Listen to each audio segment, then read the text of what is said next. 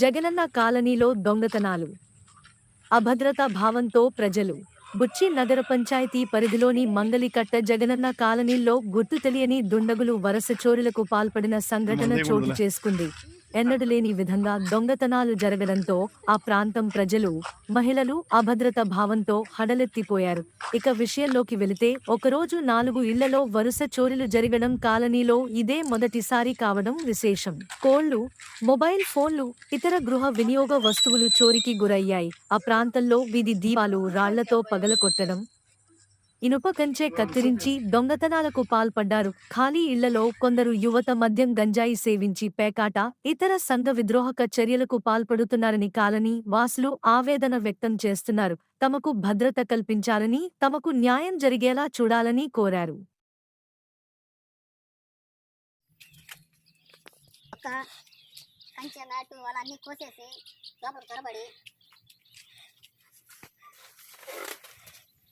ఇందులో పక్కన ఉండే కోళ్ళు ఉంటాయి. ఆ కోళ్ళు ఏమి తీసుకొని పట్టుకొని వెళ్ళి ఇవన్నీ ఇలాగే తీసేస్తున్నాయి నైట్ నుంచి.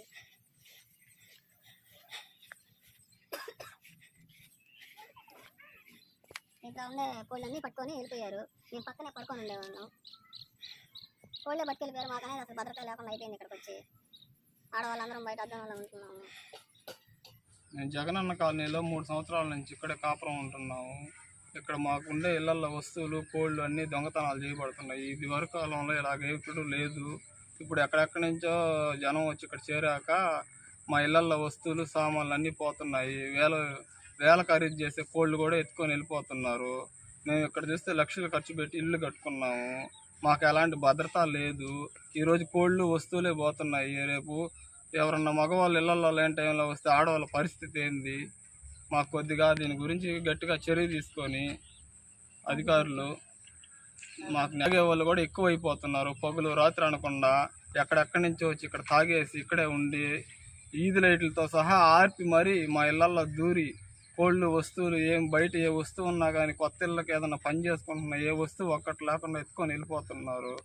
మాకు భద్రత అనేది లేకుండా పోయింది. మేము చూస్తే ఇక్కడ ఉండేదానికి మాకు భయం వేస్తుంది. ఈరోజు మాకు పైగా అధికారులు కొద్దిగా స్పందించి మాకు భద్రత కల్పించి మేము ఇక్కడ ఉండేలాగా మాకు కొద్దిగా సాయం చేయమని మేము కోరుకుంటున్నాము. నైట్ మేము నిద్రపోయే సమయంలో 11-12 టైంలో ఫోన్ తీసేసారు. మా తలమట్టి కాడ పెట్టుకుంటాను.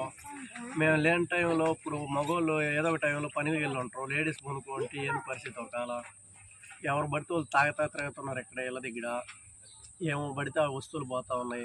దానికి జాగ్రత్త వహించాలనుకుంటున్నాం. కాలనీలో మోటార్ పోయింది. మొన్న ఇంట్లో దూరి ఫోన్లు ఛార్జింగ్లు పెట్టావు. ఏంది పవర్ పైలు ఎన్ని పోయినాయి. రాత్రి పక్కలో పెట్టుకోండి ఫోనే పోయింది. ఈ రోజు ఇంకొక రోజు ఏదో ఒకటి పోదని ఏంది సార్ ఎడా మా సంగతి ఎవరో దాడి జనాలు లైట్లు లేవు, ఈదులకి ఏది లేదు, మాకు ఏ జాగ్రత్త లేవు. మమ్మల్ని ఎవరు పట్టించుకోవటం లేదు. ఆ పిల్లకాయలు మేకలు తోలుకు రావద్దంటే వాళ్ళు అమ్మాయి తోలుకొచ్చారు ఏం చేస్తావు అని మాట్లాడతారు వాళ్ళు. తగ్గటంలో మనిషి ఆమెను చూస్తున్నా అడుగుతున్నా కానీ చేసుకోండి ఎవరు తోలుకొచ్చేదేను అని వాదిస్తుంది అమ్మాయి. బయటగా గెడేసి మున్సిపాలిటీ వేసిన వాళ్ళు చెట్లు వేసినాయి అన్ని మేకలన్నీ మేసేసి మా మేస్తుంటే కానీ అడిగితే మా మీదకి దౌర్జన్యానికి వస్తున్నారు వాళ్ళు. మేము వచ్చేది ఏం చేస్తారు అని మాట్లాడుతుంది. ఒక అమ్మాయికి సమాధానం చెప్పలేకుండా అటు చెప్పింది దానికి నైట్ ఇవన్నీ పోతా ఉన్నాయి. మేము మేకలాలు కాసుకుంటాం ఇంటికాడే ఉన్నాము.